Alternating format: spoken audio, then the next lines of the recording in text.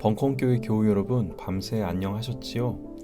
6월 23일 목요일 새벽 보리떡 시작하겠습니다. 오늘 함께 보실 말씀은 사도행전 22장 6절에서 21절입니다. 성서 역보는 세번역입니다. 제가 읽도록 하겠습니다. 가다가 정오 때쯤에 다마스쿠스 가까이에 이르렀는데 갑자기 하늘로부터 큰 빛이 나를 둘러 비추었습니다. 나는 땅바닥에 엎어졌는데 사울아, 사울아, 네가 어찌하여 나를 핍박하느냐 하는 소리가 들려왔습니다.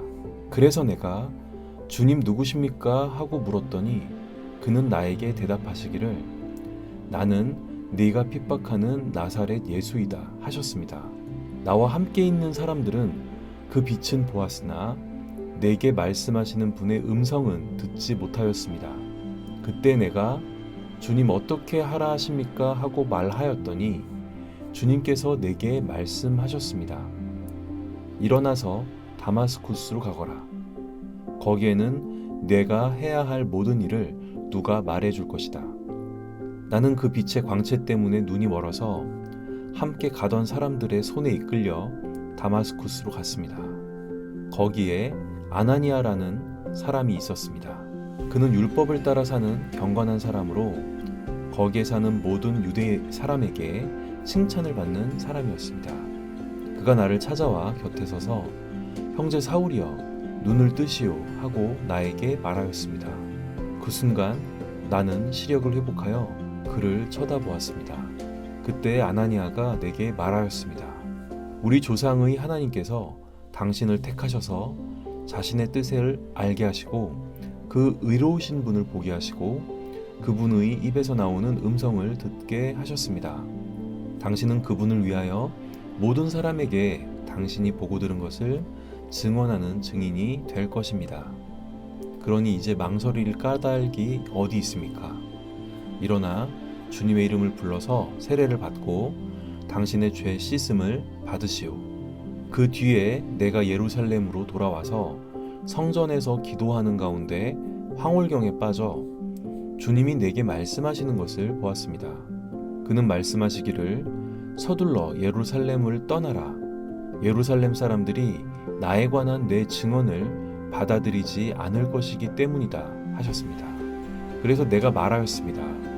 주님, 내가 주님을 믿는 사람들을 가는 곳마다 회당에 잡아 가두고 때리고 하던 사실을 사람들이 잘 알고 있습니다. 그리고 주님의 증언자인 스데반이 피 흘리고 죽임을 당할 때에 나도 곁에 서서 그 일에 찬동하면서 그를 죽이는 사람들의 옷을 지키고 있었습니다. 그때 주님께서 말씀하시기를 가라, 내가 너를 멀리 이방 사람들에게로 보내겠다 하셨습니다. 아멘. 오늘 주제는 다시 보라 하거늘입니다. 사도 바울 하면 이방인 선교가 떠오릅니다. 그는 자신의 사명이 이방인을 위한 전도자임을 분명히 했습니다. 예수님의 제자 베드로와 이방 선교에 관한 논쟁을 할 때에도 이방인의 관점에서 각을 세웠습니다. 예수 사후 초대 교회의 권위가 베드로와 주의 형제 야고보에 있었던 것을 감안할 때 베드로와 각을 세우면서까지 이방인의 관점에서 자신의 주장을 편 것은 바울이 그만큼 이방인을 위한 전도자라는 자신의 사명에 철저히 서 있었음을 보여주는 것이라 할 수 있습니다. 어떻게 바울은 이방인을 위한 전도자라는 자신의 사명에 그토록 철저하고 헌신적인 사람이 될 수 있었을까요? 바울의 회심과 사명 인식의 과정에서 나타난 몇 가지 주목할 점을 함께 살펴보겠습니다. 첫째, 하나님은 사도 바울을 하늘의 큰 빛으로 꼬꾸라뜨렸습니다. 사도 바울이라는 존재를 무너뜨린 것입니다. 하나님의 압도하는 힘이 그의 눈을 멀게 했습니다. 바울은 바리새파의 엄한 교육을 받은 유대인이었습니다. 그는 율법의 명령대로 하나님을 모독하는 예수쟁이들을 처단하는 의로운 일을 행했을 뿐입니다. 그런데 눈이 멀어버렸습니다. 그때 하늘에서 소리가 들립니다.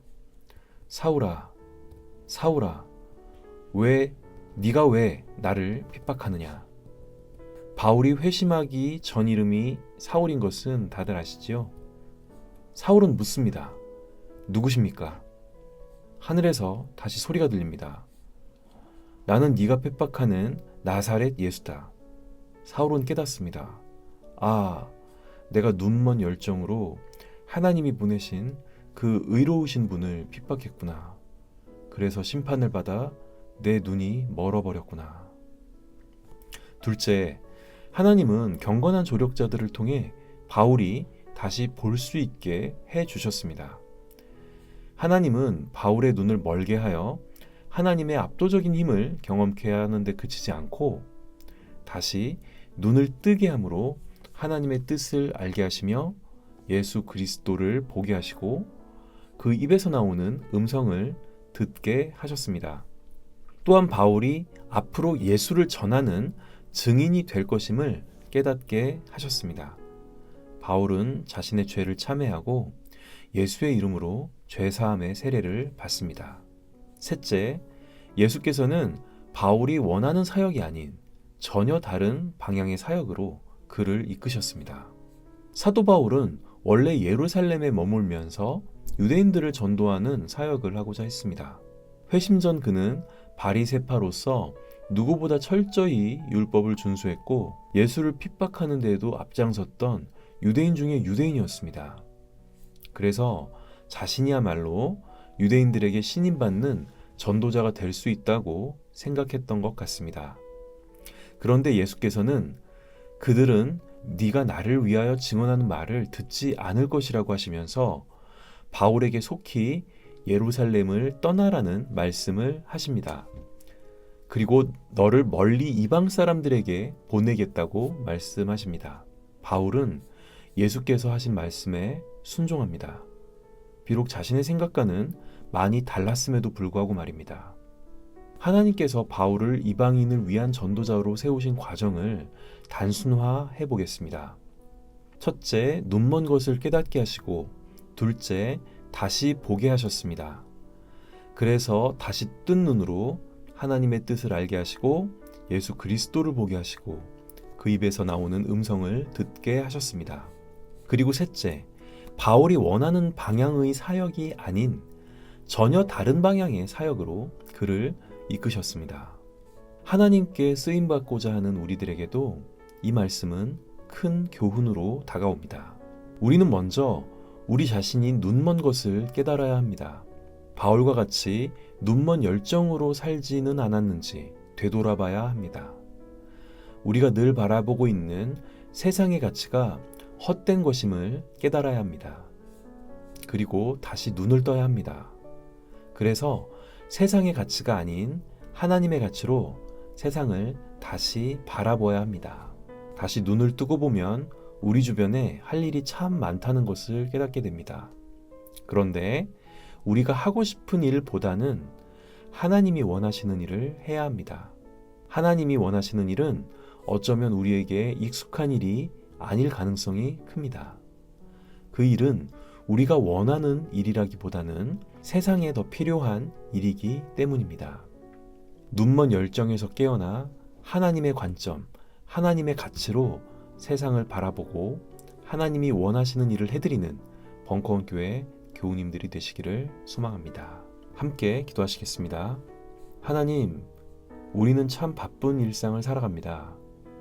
우리가 이렇게 바쁜 이유가 혹시 세상의 가치를 쫓고 있어서는 아닌지 되돌아봅니다. 저희가 눈먼 열정에 사로잡혀 눈이 어두워져 있다면 저희의 눈을 다시 뜰 수 있게 하여 주옵소서. 그래서 하나님의 눈으로, 하나님의 가치로 세상을 다시 바라보게 하여 주옵소서. 그리고 하나님의 세상을 이롭게 하는데 저희를 사용해 주옵소서. 저희를 사용하실 때 저희의 원대로 마옵시고 하나님의 원대로 사용하옵소서. 십자가를 지실 때조차도 자신의 원이 아닌 하나님의 원대로 하시기를 기도하신 우리 주 예수님의 이름으로 기도드립니다. 아멘.